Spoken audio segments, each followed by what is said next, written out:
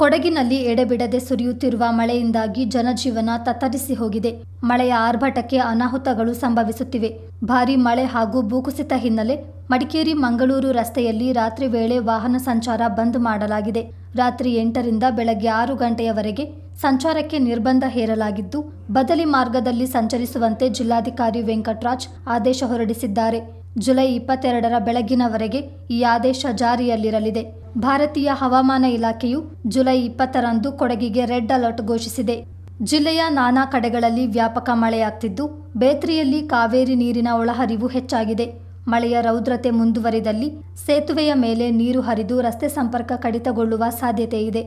ಕುಶಾಲನಗರ ಹೋಬಳಿಯ ದೊಡ್ಡತೂರು ಗ್ರಾಮದ ಲಕ್ಷ್ಮಣ ಕಾಳಯ್ಯ ಅವರ ಮನೆಯ ಗೋಡೆಗೆ ಹಾನಿಯಾಗಿದ್ದು, ಸ್ಥಳಕ್ಕೆ ಕಂದಾಯ ಪರಿವೀಕ್ಷಕರು ಭೇಟಿ ನೀಡಿ ಪರಿಶೀಲಿಸಿದ್ದಾರೆ. ಸೋಮವಾರಪೇಟೆ ತಾಲೂಕು ಶನಿವಾರ ಸಂತೆ ಹೋಬಳಿಯ ಮಾಲಂಬಿ ಗ್ರಾಮದ ಯಮುನಾ ರಾಮ್ ಶೆಟ್ಟಿ ಅವರ ವಾಸದ ಮನೆಯ ಮೇಲೆ ಮರ ಬಿದ್ದು ಹಾನಿ ಉಂಟಾಗಿದೆ. ಚೆಟ್ಟಳ್ಳಿ ಮಡಿಕೇರಿ ಮುಖ್ಯ ರಸ್ತೆಯ ಅಬ್ಯಾಲ ಬಳಿ ಮರ ಸಹಿತ ಬರೆ ಕುಸಿದು ರಸ್ತೆ ಬಂದ್ ಆಗಿತ್ತು. ಶಿರಂಗಾಲ ಗ್ರಾಮ ಪಂಚಾಯಿತಿ ವ್ಯಾಪ್ತಿಯ ನಲ್ಲೂರು ಗ್ರಾಮದ ಶಾರದಮ್ಮ, ಬಸವಯ್ಯ, ಬೆಟ್ಟಯ್ಯ, ತಿಮ್ಮಯ್ಯ ಅವರ ವಾಸದ ಮನೆಯು ತೀವ್ರ ಮಳೆಗೆ ಹಾನಿಯಾಗಿದೆ.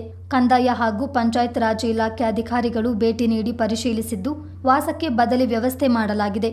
ಆಲೂರು ಸಿದ್ದಾಪುರ ಗ್ರಾಮ ಪಂಚಾಯಿತಿ ವ್ಯಾಪ್ತಿಯ ಹಾರೋಹಳ್ಳಿಯಲ್ಲಿ ರಸ್ತೆಗೆ ಬರೆ ಕುಸಿದು ಸಂಚಾರಕ್ಕೆ ಅಡ್ಡಿಯುಂಟಾಗಿತ್ತು.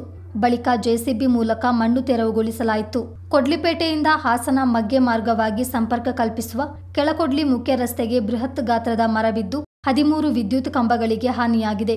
ಕಳೆದ ರಾತ್ರಿ ಟ್ರಿಪ್ಪರ್ ಕಳಚಿಟ್ಟಿದ್ದರಿಂದ ಸಂಭಾವ್ಯ ಅನಾಹುತ ತಪ್ಪಿದಂತಾಗಿದೆ ಎಂದು ಕಿರಿಯ ಇಂಜಿನಿಯರ್ ಪ್ರಕಾಶ್ ಚಿತ್ತಾರಕ್ಕೆ ತಿಳಿಸಿದ್ದಾರೆ.